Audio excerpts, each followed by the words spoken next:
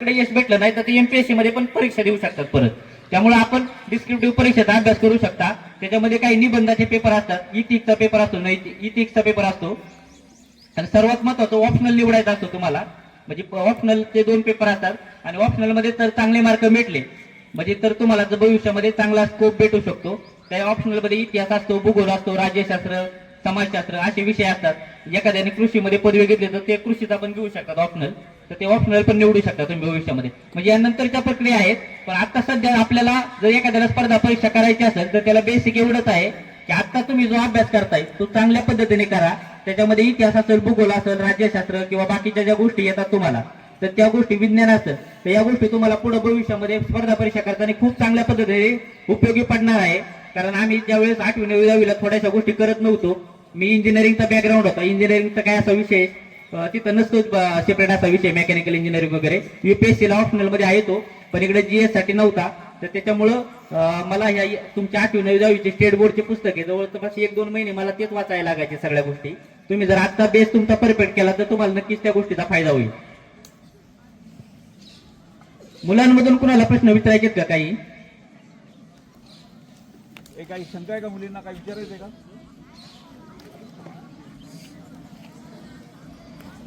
चालतंय. सर्वांनी शांतपणे एवढा वेळ ऐकून घेतलं.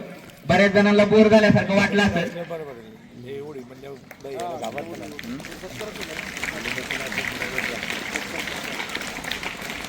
आज इथं मला या आपल्या संस्थेतर्फे न्यू इंग्लिश स्कूल खामगाव तर्फे सर्व शिक्षक महोदय, मुख्याध्यापक महोदय यांनी या कार्यक्रमासाठी आमंत्रित केलं. मी सर्वांचा आभार व्यक्त करतो. आपण सर्वांनी एवढं शांत चित्ताने ऐकून घेतलं आणि काही गोष्टी बोर असल्या किंवा किचकट असल्या तरी पण सर्वांनी संयम ठेवून ऐकून घेतलं, त्याबद्दल आपले आभार व्यक्त करतो आणि थांबतो. मॅडम, त्याच्यानंतर 2019 राज्यसेवा ती झाली. पूर्व परीक्षा पास झालो, मुख्य परीक्षेमध्ये नापास झालो आणि त्याच्यानंतर मग राज्यसेवा 2020 ची परीक्षा आली. 2020च्या राज्यसेवा परीक्षेमध्ये पूर्व परीक्षा पास झालो, मुख्य परीक्षा पास झालो आणि मुख्य परीक्षा पास झाल्यानंतर म्हणजे मुख्य परीक्षा पास होईल होण्याच्या आधी मी पुण्यामध्ये अभ्यासाला गेलो तिथं थोडासा. आणि कोरोनाचा काळ होता. कोरोनाच्या काळामुळे 1-2 वर्ष परीक्षा पण झाल्या नव्हत्या त्यावेळेस. कारण 2020च्या मुख्य परीक्षा म्हणजे पूर्व परीक्षेनंतर मी मुख्य परीक्षेच्या निकालाच्या आधी 1 महिनाभर पुण्यामध्ये अभ्यासासाठी गेलो. पुण्यामध्ये अभ्यासासाठी जाण्याचं कारण असं होतं की इथं गावामध्ये मी सकाळी 8:30-9ला उठायचो, लायब्ररीमध्ये जायचो 9-9:30ला आणि त्याच्यानंतर अभ्यास चालू व्हायचा. परत संध्याकाळी 7-7:30ला लायब्ररीतून निघायचो मी आणि 9-9:30ला म्हणजे 7:30ला निघलो तर 8-8 पर्यंत घरी यायचो. परत माझं शेड्यूल सकाळी 9ला चालू व्हायचं, संध्याकाळी 7 पर्यंत मी अभ्यास करायचो. पण नंतर ज्यावेळेस परीक्षेला मी द्यायला पुण्यामध्ये जायचो आणि मित्रांबरोबर चर्चा करायचो, त्यांना त्यांचं वेळापत्रक विचारायचो तर ते सांगायचे की आम्ही सकाळी 7 वाजता लायब्ररीत जातो, रात्री 11 पर्यंत अभ्यास करतो. नंतर मी विचार केला की सकाळी 7 नंतर म्हणजे मी 9ला अभ्यास चालू करायचो. जो पुण्यामधला विद्यार्थी आहे तो 7ला अभ्यास चालू करतोय, म्हणजे सकाळचे ते 2 तास आणि संध्याकाळी माझा अभ्यास 7-7:30ला बंद व्हायचा, ते रात्री 11 पर्यंत अभ्यास करायचे, म्हणजे ते 2-3 तास. म्हणजे नाही म्हणलं तरी 4 तास मी कमी अभ्यास करत होतो असं वाटलं मला आणि त्याच्यामुळे मी पुण्यामध्ये अभ्यासाला गेलो. आणि असं स्वप्न होतं की 2020च्या राज्यसेवेमध्ये मुख्य परीक्षेला मार्क आले होते, एन्सर की आली होती, पण असं काही शाश्वती नव्हती की आपल्याला चांगली पोस्ट भेटेलच म्हणून त्याच्यामुळे 2021च्या राज्यसेवेमध्ये चांगला अभ्यास करायचा आणि हे 3-4 तास जे आपला अभ्यासाला कमी, अभ्यास आपण आणखी जास्त प्रमाणात करायचा आणि चांगल्या पद्धतीने यशस्वी व्हायचं. या पद्धतीने पुण्यात गेलो 2021च्या राज्यसेवेला. आणि मला आज पण 8 दिवस आठवते. फेब्रुवारी 2022 मध्ये मी पुण्यामध्ये गेलो. त्याच्यानंतर असे दिवस जात होते. दुसरा माझा मित्र होता इथंच लायब्ररीत अभ्यास करायचा, नंतर तो मित्र पण पुण्यामध्ये आला. मग आम्ही बरोबरच अभ्यास करायचो पुण्यामध्ये. त्या मित्राचं पोस्टामध्ये सिलेक्शन झालं होतं आणि त्या पोस्टाचं सिलेक्शन झाल्यानंतर त्याचं मेडिकल असतं, म्हणजे आपण एखाद्या जॉबला सिलेक्ट होतो, सिलेक्ट नंतर आपलं मेडिकल असतं की आपण वैद्यकीय दृष्ट्या पात्र आहे का नाही. तर त्याचं मुंबईमध्ये जे हॉस्पिटलला मेडिकल होतं आणि ते मेडिकलसाठी त्याला 22 मार्च 2022ला मेडिकलला जायचं होतं.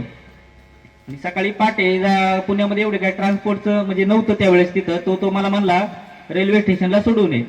मग रेल्वे स्टेशनला मी त्याला सोडायला निघालो असताना पहाटे माझा ऍक्सिडेंट झाला पुण्यामध्ये आणि एका सिग्नलला एका ट्रकने मला धडक दिली. म्हणजे 22 आज पण दिवस आठवतोय मला तो 22 मार्च 2022चा. आणि त्या दिवशी 22 मार्च 2022ला जवळजवळ एक 15 ते 20 मिनिटं तर अर्धा तास त्या गाडीचं ट्रकचं पुढलं चाक असतं त्या चाकाच्या खाली माझा पुढला उजवा पाय आला होता आणि तसाच होता तो. आणि त्याच्यामध्ये 22 मार्च 2022ला मला तिथून दवाखान्यात नेण्यात आलं आणि दवाखान्यात नेल्यानंतर संकेती हॉस्पिटलमध्ये चेक केल्यानंतर डॉक्टरांनी सांगितलं की जेवढं जे डॅमेज होतं म्हणजे पायाचं जे दुखापत होती ती दुखापत गंभीर स्वरूपाची आहे आणि त्यामुळे आपल्याला जो उजवा पाय तो गुडघ्याच्या वरनं कट करावा लागेल. आणि 22 मार्च 2022 रोजी सकाळी ऑपरेशन झालं आणि त्या ऑपरेशनमध्ये माझा उजवा पाय गुडघ्याच्या वरनं कट करण्यात आला. त्या दिवशी जो माणूस 15-20 मिनिटापूर्वी स्वतः गाडी चालवत मित्राला रेल्वे स्टेशनला सोडायला निघाला होता किंवा 15-20 मिनिटापूर्वी किंवा सकाळी पहाटे 4 वाजेपर्यंत जो माणूस आपल्या दोन्ही पायाने चालू शकत होता, सर्व गोष्टी करू शकत होता, सकाळी 7-8 वाजता माझं ऑपरेशन झालं आणि त्या ऑपरेशनमध्ये माझा उजवा पाय कट केल्यानंतर माझी अशी अवस्था होती की त्यावेळेस मी स्वतः बेडवरनं पण खाली उतरू शकत नव्हतो. 2-3 दिवस असेच गेले. काय करावं हे कळत नव्हतं मनामध्ये. म्हणजे प्रत्येकाला वाटणारच आपल्या आयुष्यामध्ये एवढी हानी झाल्यानंतर काय करावं हे कळत नव्हतं. 25 मार्च 2022ला 3 दिवसांनी माझा दवाखान्यामधनं डिस्चार्ज होता आणि त्या डिस्चार्जच्या दिवशी ज्या वेळेस डिस्चार्ज होणार होता संध्याकाळी 6-6:30ला त्याच वेळेस राज्यसेवा 2020चा निकाल लागला आणि त्या राज्यसेवा 2020च्या निकालामधून माझं मुख्य परीक्षेतून मुलाखतीसाठी निवड झाली. म्हणजे त्या दिवशी 25 मार्च 2022ला माझा वाढदिवस पण असतो. म्हणजे त्या दिवशी वाढदिवसाच्या दिवशी माझं जवळपास मला डिस्चार्जच्या वेळेस माझं सिलेक्शन झालं मुख्य परीक्षेतून मुलाखतीसाठी. बऱ्याच जणांनी सांगितलं आता तू मुलाखतीचा काही विचार करू नको, कारण मुलाखतीला पण खूप अभ्यास करावा लागतो. मुलं अगदी कोणता ड्रेस घालावा, टाय कसा बांधायचा, त्या टायची नॉट कशी बांधायची, त्याच्यानंतर पायामध्ये बूट कसा घालायचा, कोणत्या पद्धतीचे बूट घालायचे, त्यानंतर केशाची रचना कशी ठेवायची, हे सगळ्या गोष्टींचा अभ्यास करत असतात. मुलाखती पण साठी पण अभ्यास खूप गरजेचा असतो. आणि माझी तर अशी अवस्था होती की आपल्याला बेडवरनं खाली पण उतरता येत नव्हतं आणि माझी राज्यसेवेची पहिलीच मुलाखत होती ती. पण ह्या परिस्थितीमध्ये पण 26 एप्रिल आणि मुलाखतीसाठी खूप दिवस पण नव्हते. 26 एप्रिलच्या आसपास म्हणजे एप्रिलच्या आसपास माझी शेवटच्या आठवड्यात मुलाखत होती आणि त्यासाठी फक्त 1 महिन्याचा वेळ भेटणार होता मला. आणि ते काही दवाखान्याचे ट्रीटमेंट वगैरे त्याच्यामुळे काही हे नव्हतं. पण मी विचार केला की बाबा आपण एवढं पूर्व परीक्षा मुख्य परीक्षा पास झालोय तर आपल्याला तर मुलाखतीला गेलं पाहिजे. आणि शेवटी मुलाखत जरी असली तरी आपले जे काही प्रामाणिकपणा आहे, आपण जे काय आहे त्या प्रश्नाची उत्तरं देऊ. मला असं वाटलं होतं की 5-10 मिनिटांमध्ये माझी मुलाखत आटपण म्हणून. पण 26 एप्रिलला ज्यावेळेस मी मुलाखतीला जात होतो तर त्या मुलाखतीला गेल्यानंतर जवळपास 20 ते 30 मिनिटाच्या आसपास माझी मुलाखत झाली. आणि ज्यावेळेस मुलाखतीचा निकाल आला, म्हणजे मुलाखतीचा निकाल आल्यानंतर मला 70 मार्क होते. राज्यात 2ऱ्या-3ऱ्या नंबरचे मार्क असतील मला त्या मुलाखतीमध्ये. आणि त्याच परीक्षेमधून राज्यात 109 क्रमांकाने माझी निवड होऊन सहाय्यक प्रकल्प अधिकारी या पदावर निवड झाली. म्हणजे खऱ्या अर्थाने तुम्हाला सांगायला गेलं तर आपल्या आयुष्यामध्ये संकट येत असतात. माझ्या आयुष्यामध्ये पण संकट येत गेली. इतकी संकट आहे की ज्या माणसाला म्हणजे शारीरिकदृष्ट्या खूप चॅलेंजेस सहन करावं लागतं. शारीरिकदृष्ट्याच नाही फक्त तर मानसिकदृष्ट्याही खूप चॅलेंज सहन करावं लागतं. ज्यावेळेस मी मुलाखतीला जायचं होतं तर मुलाखतीला जायला कोणता शर्ट घालायचा, कोणता बूट घालायचा या गोष्टीपासून मला तयारी करायची होती. मी ज्यावेळेस आणि जाऊन मी साधा शर्टही खरेदी करू शकत नव्हतो, कारण बेडपासून खाली उतरता येत नव्हतं. तरी पण मी एका उरुळी कांचनला एका ठिकाणी गेलो. त्या दुकानदाराने 2-3 शर्ट मला गाडीमध्ये आणून दाखवले. त्यातला एक शर्ट चॉईस केला. त्यानंतर बूटच्या दुकानामध्ये गेल्यानंतर होता मग एका पायाला एकच बूट कसा मागायचा, मग 2 बूट तर घालता येत नव्हते. मग तसंच बूट घेतला तर एकच पायात बूट घातला. वॉकरवर जाऊन म्हणजे मुलाखतीला पायावर जाणं पण शक्य नव्हतं. वॉकरवर जाऊन मुलाखत दिली आणि त्या मुलाखतीमधून ते यश मिळवलं. तेवढ्या वेळेस थांबलो नाही तर 26 एप्रिलला मुलाखत झाल्यानंतर मे महिन्यामध्ये म्हणजे 7-8-9 मेच्या आसपास सुरुवातीला 2021च्या ज्या परीक्षेला मी गेलो होतो त्याची पूर्व परीक्षा मी आधीच पास झालो होतो. त्याची मुख्य परीक्षा परत त्या मे मध्ये होती, पहिल्याच आठवड्यामध्ये. मग त्या मुख्य परीक्षेलाही मी गेलो आणि ती मुख्य परीक्षा पण दिली. संकट काय एका मागे एक येतच राहतात, म्हणजे हे संकट काय थांबत नाही.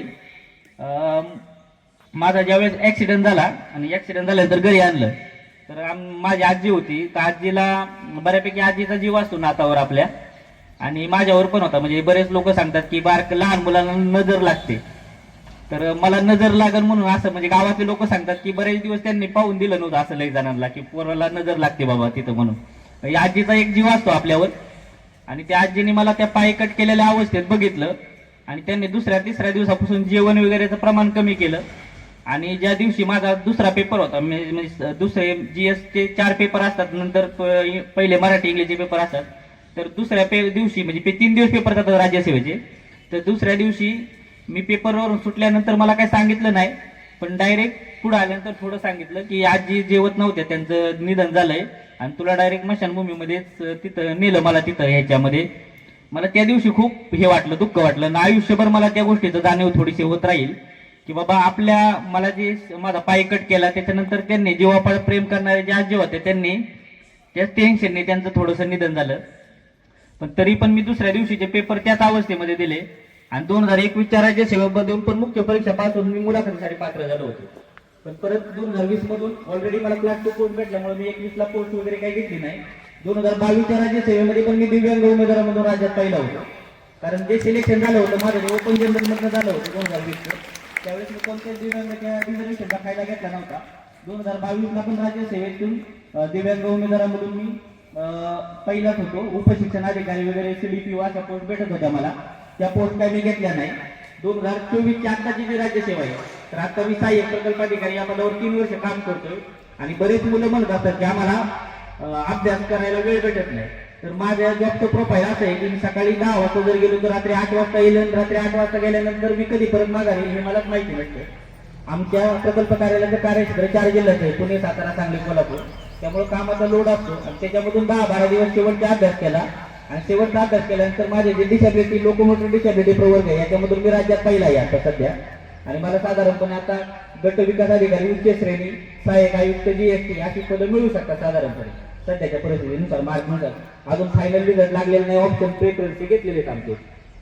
तर सांगायचा उद्देश हाच असेल मला, मी तुम्हाला राज्यसेवेची थोडीशी रचना सांगितली. तर या गोष्टीमधून आपल्यावर संकट येत असतात, सगळ्या गोष्टी होत असतात. पण या संकटाचा भाव जर केला आपण तर आपण आयुष्यामध्ये तसंच मागं राहतो. मी पण असाच विचार केला असता की आता पाय कट केलेला आहे, आयुष्यात एवढं मोठं नुकसान झालेलं आहे माझं आणि आता काय करायचं तेव्हा ही गोष्टी. आणि ते जर टेन्शन करून बसलो आपण मुलाखत दिली असते राज्यसेवेची तर मला वाटतं 2020च्या राज्यसेवेची मुलाखत दिली असते तर माझी निवड पण झाली नसती. किंवा तेच दुःख मी जर बसलो असतो घेत आणि म्हणलं असतं की आपल्या आयुष्यात काय होणार नाही आणि आता इथून पुढे काहीच करायचं नाही, तर मला वाटत नाही मी पदावर गेलो असतो किंवा काय केलं असतं. तर आयुष्यामध्ये कोणतंही संकट येत असतं किंवा कोणताही संघर्ष करत असतो आपण, त्यावेळेस आपण त्या संघर्षावर आपण जर त्याचा सामना यशस्वी केला तर 100% आपण यशस्वी होऊ शकतो. हे तुम्हाला सांगण्याचा उद्देश आहे एवढा. आता पण जे आम्ही पदावर काम करतो, आपण ज्या आदिवासी विकास विभागामध्ये काम करतो, एकात्मिक आदिवासी विकास प्रकल्प कार्यालयामध्ये, तर आता पण खूप काम असतं बऱ्यापैकी. तर कामाच्या व्यापामधून जसा वेळ मिळेल तसा अभ्यास करत असतो. मला तर असं वाटतं की भविष्यामध्ये आपण थोडाफार UPSCचा पण अभ्यास केला पाहिजे, आणखी पुढे गेलं पाहिजे बऱ्यापैकी. तर प्रशासनामध्येच काय यायचं, म्हणजे आता बरेच मुलं म्हणतील बा प्रशासनामध्येच काय यायचं. खरं आहे तुमचं, प्रत्येक जण अधिकारी होणार नाही कारण ही स्पर्धा एवढी तीव्र आहे. तुम्हाला मी आताच पूर्व परीक्षा, मुख्य परीक्षा, मुलाखत असं सांगितलं थोडंसं. तर पूर्व परीक्षेला साधारणपणे 3-3.5 लाख किंवा काय अशी लाखांमध्ये मुलं बसत असतात. मुख्य परीक्षेला हजारांमध्ये मुलं घेतात. इंटरव्ह्यूला एका जागेच्या 3 पट, म्हणजे 200 जागा असल्या तर 600, 400 जागा असल्या तर 1200 अशी मुलं घेतात. आणि त्याच्यामधून सिलेक्शन फायनल काय 200-400 मुलं जेवढी जाहिरात येईल त्या प्रमाणात होत असतं. म्हणजे याचा जर टक्केचा रिझल्ट पाहिला तर 1% पण रिझल्ट नसेल हा फायनल उमेदवारांचा. पॉईंटमध्ये रिझल्ट येतो काहीतरी, पॉईंट मध्ये. आणि एवढ्यामधून आपण इथं का एवढं संघर्ष करून यायचं. तर आज तुम्हाला मी सांगेल, तुम्हाला आता साधारणपणे आपण घरी गेलो आणि आपलं वय आहे, जर समजा एखादा 20-22 वर्षाचा मुलगा असेल तर एखादा 4 व्हीलर चालवायला शिकला मुलगा एखादा नवीन आणि 4 व्हीलर चालवत असेल तर घरचे काय म्हणतात, व्यवस्थित चालव,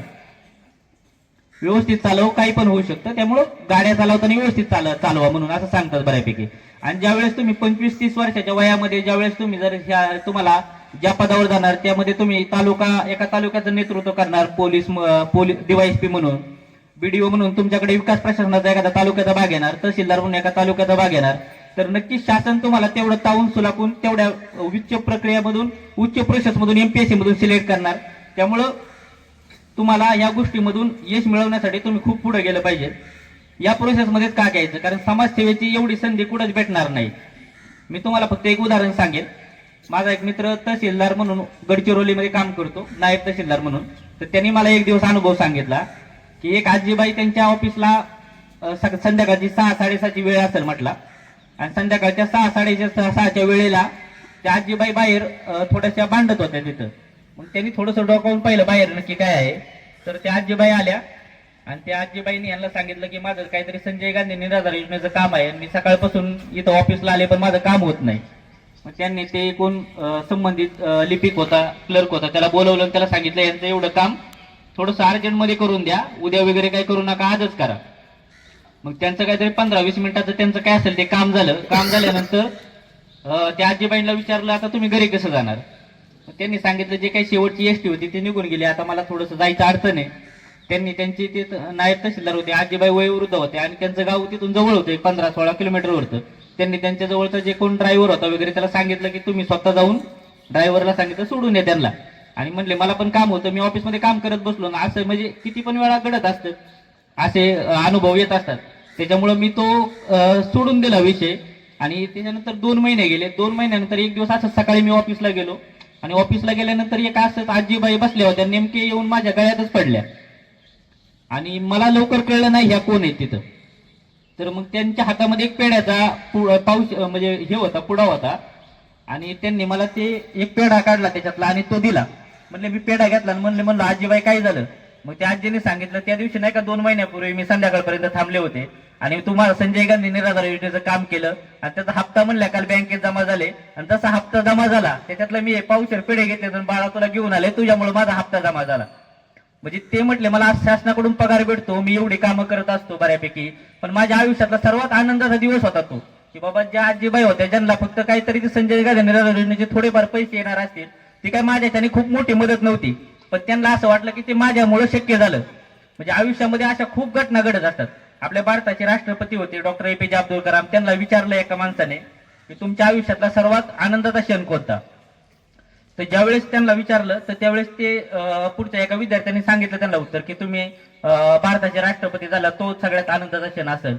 तर त्याच्यानंतर दुसरा एक विद्यार्थी उठला आणि त्यांनी सांगितलं की तुम्ही एवढे भारतासाठी एवढे शस्त्रास्त्र एवढे आधुनिक संरक्षणाची प्रणाली बनवली, तर ज्यावेळेस ते बनवत असाल तर तो आनंदाचा क्षण असेल. त्याच्यानंतर दुसरा एक विद्यार्थी उठला, तो म्हटला तुम्हाला भारतरत्न पुरस्कार भेटला तो आनंदाचा क्षण असेल. तर त्याच्यानंतर ते म्हटले हे नाही. मग त्याच्यातला एक विद्यार्थी उठून म्हटला तुम्हीच सांगा आता कोणता आहे? तर ते म्हणले मी भारतामध्ये ज्यावेळेस असे शस्त्रास्त्र वगैरे बनवायचो, म्हणजे त्याचे डिझाईन वगैरे करायचो, त्यातलं बरंच मटेरियल असायचं की ते वेस्टेज असायचं, म्हणजे त्याचा उपयोग आमच्यासाठी होत नव्हता. मग नंतर मी काही कृत्रिम पाय बनवणारे हात बनवणाऱ्या संघटना होत्या त्यांना ते मटेरियल पाठवलं आणि सांगितलं की तुम्ही याच्यातनं काही बनवता येते का पहा. आणि नंतर एक दिवस मला अशाच एका कार्यक्रमासाठी बोलवलं होतं म्हटले, आणि त्या कार्यक्रम झाल्यानंतर मी बाहेर आलो आणि बाहेर आल्यानंतर बाहेर एक बाग होती म्हणजे पार्क होतं आणि त्या पार्कमध्ये खूप मुलं खेळत होती आणि त्या मुलांमध्ये खेळताना कुणाला हात नव्हता कुणाला पाय नव्हते.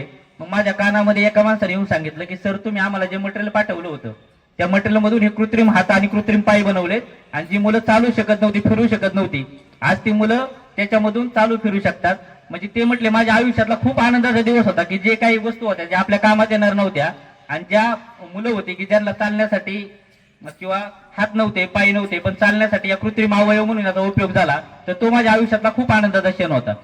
म्हणजे आपण समाजामध्ये ज्यावेळेस काम करत असतो त्यावेळेस समाजामध्ये आपण समाजाचं जेवढं काम करतो म्हणजे सामाजिक काम करतो तर त्यापेक्षा खूप आनंद. मला एक सांगा फक्त, मी काय वन वे कम्युनिकेशन नाही, तुम्हाला थोडस प्रश्न पण विचारेल.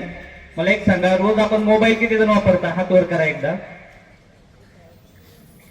मोबाईल किती जण वापरता? खरं खरं सांगायचं बरं का, हात खाली ठेवायचा नाही. तसं घरी गेल्यानंतर मोबाईल किती जण वापरता? हात वर करा.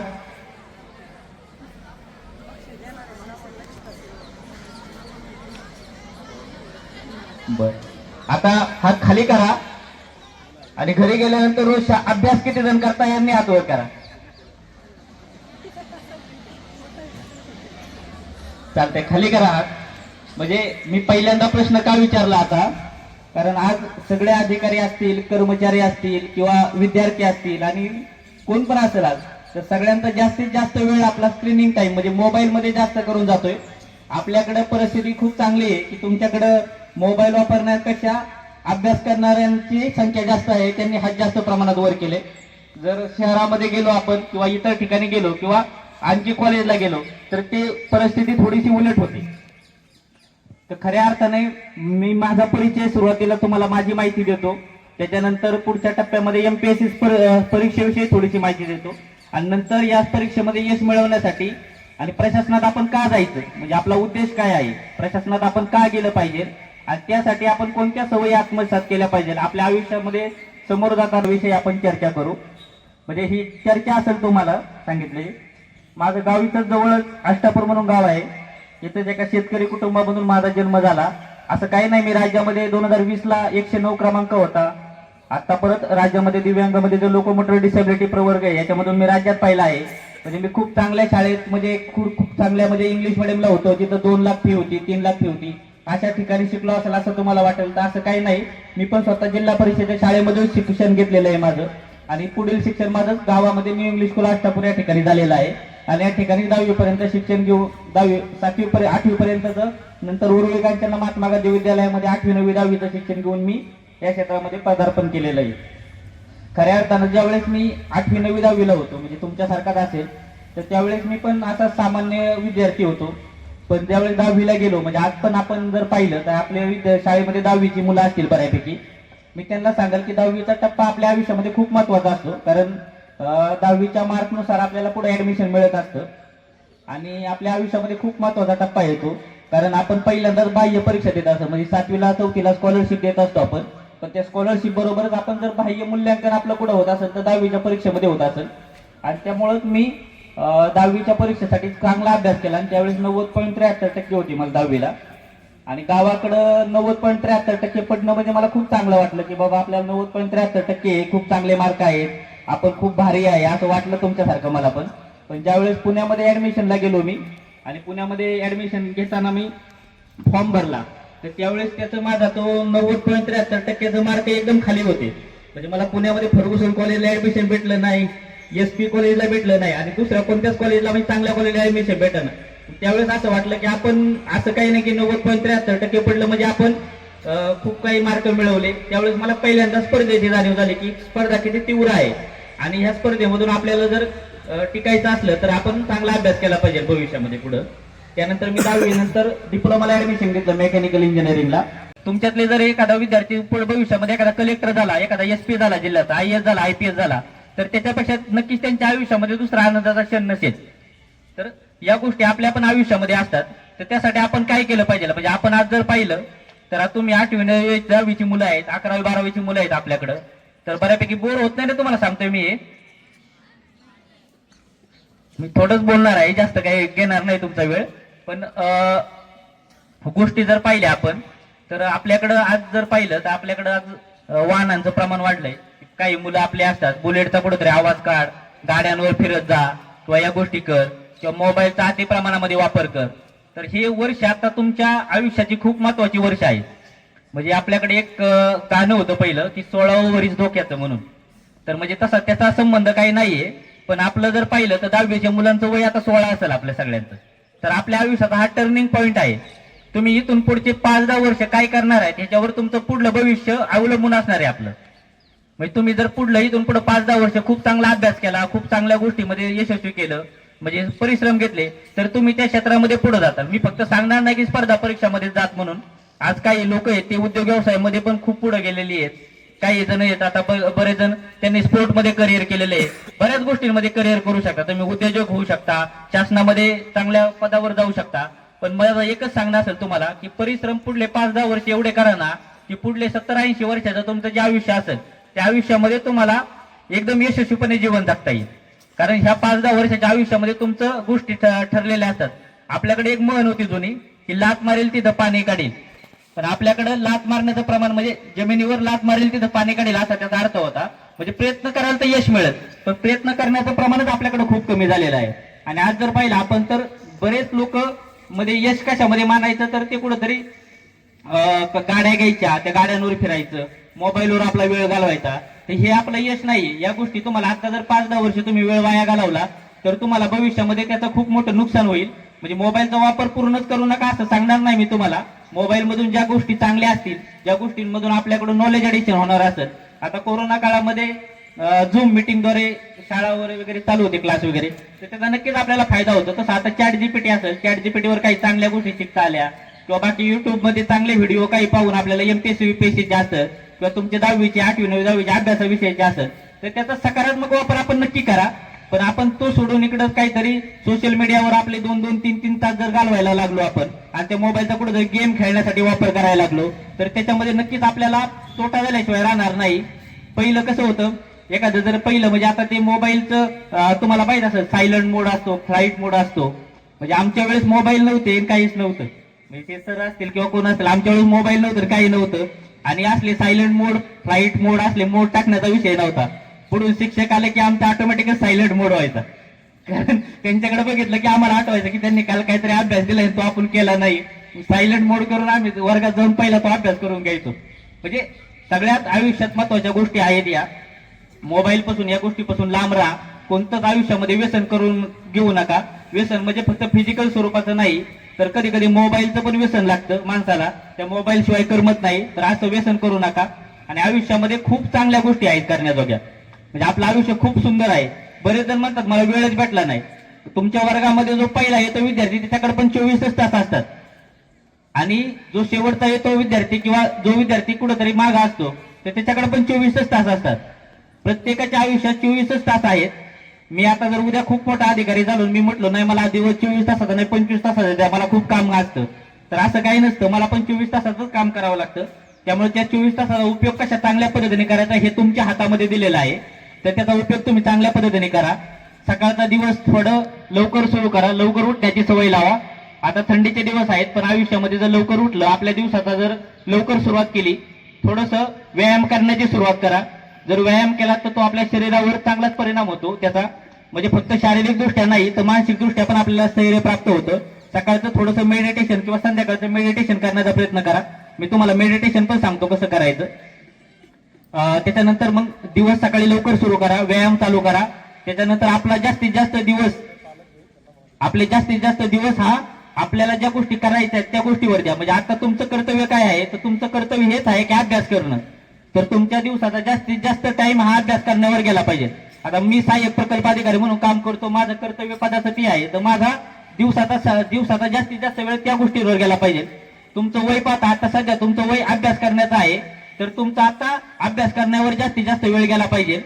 नक्कीच तुम्ही त्या गोष्टीमध्ये जास्तीत जास्त इन्व्हॉल्वमेंट दिलं पाहिजे. दिवसाचे नाही म्हणलं तरी 7-8-10 तास भेटतात, त्याच्यामधून 4-5 तास इथलं शाळेमध्ये, 4-5 तास घरी तुम्ही अभ्यास केला पाहिजे, आणि त्यामधून तुम्ही चांगल्या पद्धतीने अभ्यास करू शकता. त्याच्यानंतर संध्याकाळी लवकर झोपलं पाहिजे. म्हणजे आता बरेच जण झोपत असतात, पण काही जण मोबाईलचा वापर करत असतात, गेम खेळत असतात, तर तशा गोष्टी न करता थोडंसं लवकर झोपलं पाहिजे. संध्याकाळी झोपताना एक 5-10 मिनिटं डोळे मिटायचे, आणि डोळे मिटून आजच्या दिवसाचा आढावा घ्यायचा. आजच्या दिवसामध्ये माझ्या जीवनामध्ये कोणत्या गोष्टी चांगल्या घडल्या, माझ्या जीवनामध्ये कोणत्या गोष्टी चुकीच्या घडल्या, आणि मी आजच्या दिवसामध्ये कोणत्या गोष्टी टाळू शकत होतो. म्हणजे बऱ्याच वेळा आपल्याला असं वाटतं की दिवसभर आपण काहीतरी टाइमपास करतो, आणि नंतर आपल्याला असं वाटतं की आपल्याकडून आयुष्यामध्ये ही चूक घडली, तर ही चुकीच्या गोष्टी टाळता आल्या पाहिजे. तर त्या गोष्टीसाठी संध्याकाळी आपण थोडंसं 5 मिनिटं डोळे मिटून शांत विचार केला, तर आपल्या गोष्टी कोणत्या चांगल्या गोष्टी घडल्या याचाही विचार होतो आपल्याकडं, कोणत्या चुकीच्या गोष्टी घडल्या याचाही विचार होतो आपल्याकडं, आणि त्या गोष्टीमधून चांगल्या गोष्टी नक्कीच वाढल्या पाहिजे, चुकीच्या गोष्टी आपल्या आयुष्यामधून कमी झाल्या पाहिजे. तर याचा गोष्टीचा आपण विचार करा आणि आपल्या आयुष्याला पुढे नेत राहा. बाकी जर तुमचे काही प्रश्न असले तर विचारू शकता तुम्ही या एमपीएससी प्रवासाबद्दलचं. आता मी बऱ्याच वेळ बोलतोय, एक अर्धा-पाऊण तास बोलत असेल. बऱ्याच मुलांना थोडंसं ह्या गोष्टी 5वी-6वीच्या मुलाला नवीनच असतील, त्याच्यामुळे बऱ्याच जणांना बोर झाले असतील, बरोबर ना?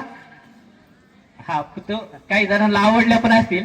तर तुमचे काही प्रश्न असले तर एमपीएससी मधले विचारा, म्हणजे मला तुम्हाला उत्तर देता येईल की बाबा एमपीएससीचा यूपीएससीचा अभ्यास भविष्यात कशा पद्धतीने करता येतो.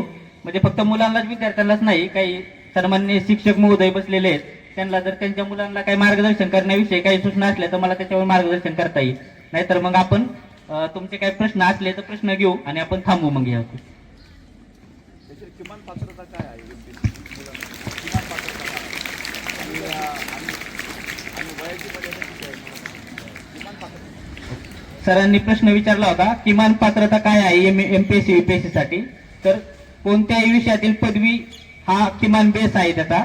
म्हणजे असं काही नाही की फक्त बीए झालं पाहिजे, बीकॉम झालं पाहिजे.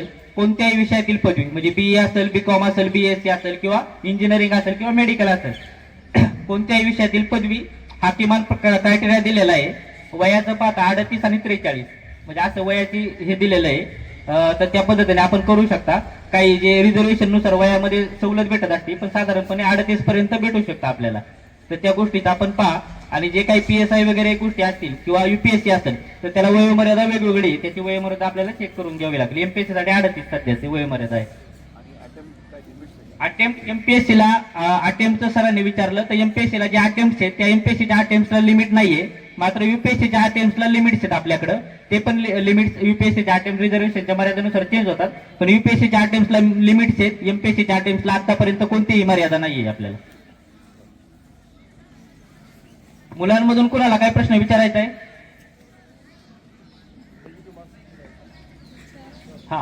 Marking system. मार्किंग सिस्टीम मध्ये निगेटिव्ह मार्किंग सिस्टीम आहे. आता सध्या असं आहे की समजा 5 प्रश्न असले तुमचे आणि 5 प्रश्नापैकी समजा 1 बरोबर आला आणि 4 चुकले, तर 4 चुकलेल्या प्रश्नांमागे तुमचा एका प्रश्नाचा मार्क कमी होतो.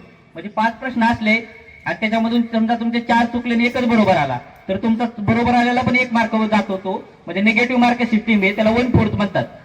म्हणजे 4 प्रश्नाचे उत्तर चुकल्यानंतर तुमच्या बरोबर एका प्रश्नाचा मार्क कट होतात, म्हणजे त्याला निगेटिव्ह मार्क सिस्टीम म्हणतात. तशी निगेटिव्ह मार्क सिस्टीम एमपीएससी मध्ये लागू आहे आपल्याकडे.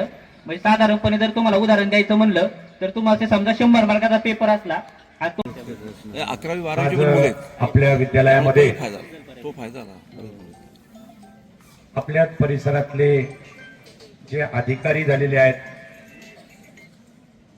त्यांचं एमपीएससी यूपीएससी स्पर्धा परीक्षेबाबत आपल्याला बहुमूल मार्गदर्शन मिळालं. लहान विद्यार्थ्यांसाठी फक्त एवढंच आहे की आपण आता अभ्यास कसा करायचा. जे उंबरठ्यावर आहेत 10वी 12वी 11वी त्यांच्या 4-2 विद्यार्थ्यांना वाटलं की मला भविष्य काळात एमपीएससी यूपीएससीला सामोरं जायचंय, तर अशा सर्व विद्यार्थ्यांसाठी आपलं विद्यालय वेळोवेळी आपणाला संधी देत असते. त्यातली त्यात आनंदी शनिवार निमित्त आपण काही उपक्रम राबवतो. मागच्या काही दिवसापूर्वी आपण संविधानावरती बोलण्यासाठी एक वक्ते आणले होते, त्यांनीही तुम्हाला बहुमूल्य मार्गदर्शन केलं होतं. आजही या ठिकाणी कोतवाल सर आणि पाटील सरांचे विद्यार्थी, आदर्श विद्यार्थी आणि मिरवडी गावचे सरपंच सागरजी शेलार आणि माझेही त्यांच्या निमित्तानं झालेले मित्र यांनी आपल्याला जे या ठिकाणी संधी दिली किंवा मार्गदर्शन केलं, मी विद्यालयाच्या वतीने त्यांचं पुनश्च एकदा आभार मानतो. आणि या ठिकाणी आपल्या विद्यालयाच्या वतीने प्रमुख पाहुण्यांचं प्रथम शाल आणि श्रीफळ देऊन त्यांचं सन्मान आणि आभार या ठिकाणी आपण व्यक्त करणार आहोत. सर्व शिक्षक वृंद